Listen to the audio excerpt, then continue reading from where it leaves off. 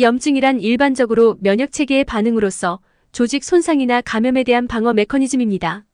염증은 본래 상처 치유나 병원체 제거와 같은 목적을 가지고 있습니다. 염증은 다양한 조직과 세포들이 상호작용하여 발생하며 보통은 염증 반응을 유발하는 외부 자극이나 병원체에 대한 방어 메커니즘으로 작용합니다. 안녕하세요. 오늘도 건강꿀 정보 달려갑니다.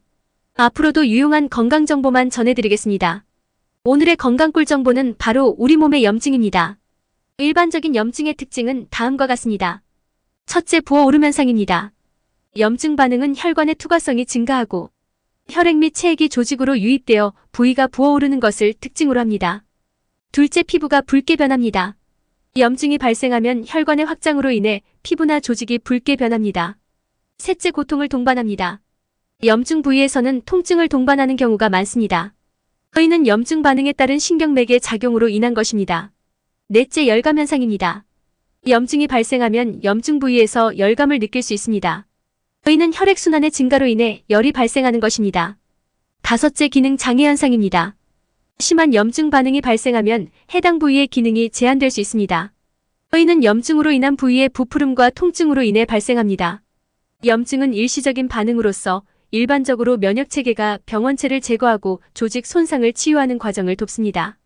그러나 만약 염증이 만성화되거나 과도한 염증 반응이 지속된다면 이는 질환의 원인이 될 수 있습니다.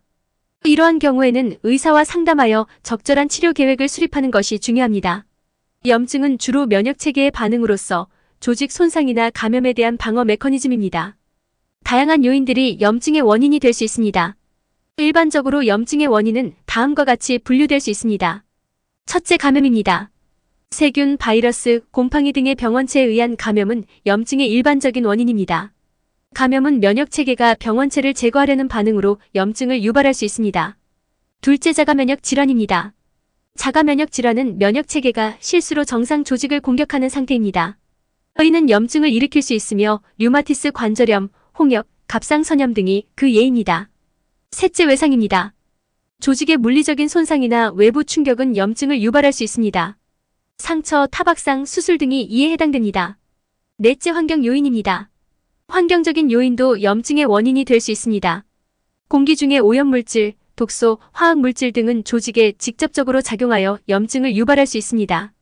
다섯째, 비만과 식이 요인입니다. 비만, 고지방 식이, 고당도 식이 등은 만성적인 염증을 유발할 수 있습니다. 이러한 식이 요인들은 염증 매개체인 사이토카인의 분비를 촉진시키거나 면역체계를 과도하게 활성화시킬 수 있습니다. 여섯째, 스트레스입니다. 만성적인 스트레스는 면역체계의 균형을 깨뜨리고 염증을 유발할 수 있습니다. 스트레스 호르몬인 코르티손의 분비가 증가하면서 염증 반응이 증가할 수 있습니다. 염증의 원인은 매우 다양하며 각 개인의 상황과 환경에 따라 다를 수 있습니다.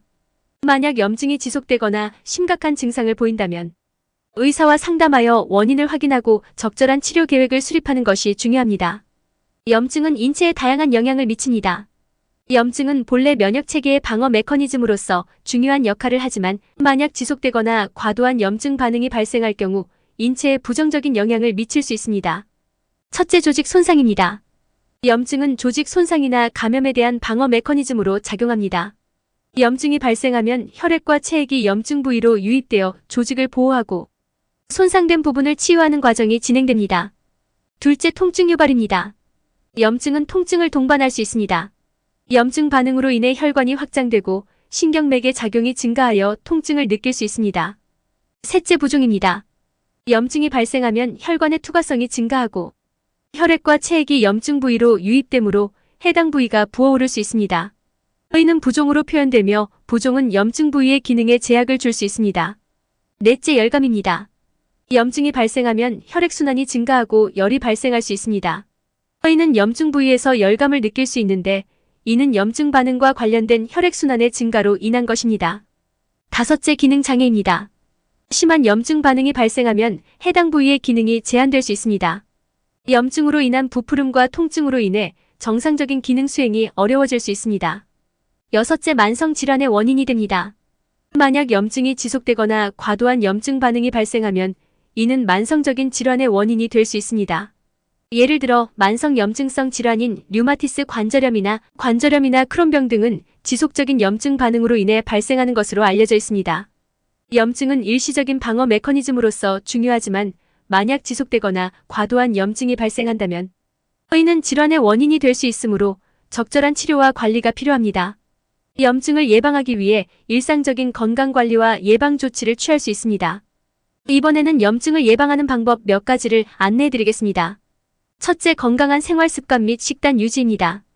균형 잡힌 식단을 유지하고 충분한 수면을 취하며 스트레스를 효과적으로 관리하는 것은 염증 예방에 도움이 될 수 있습니다.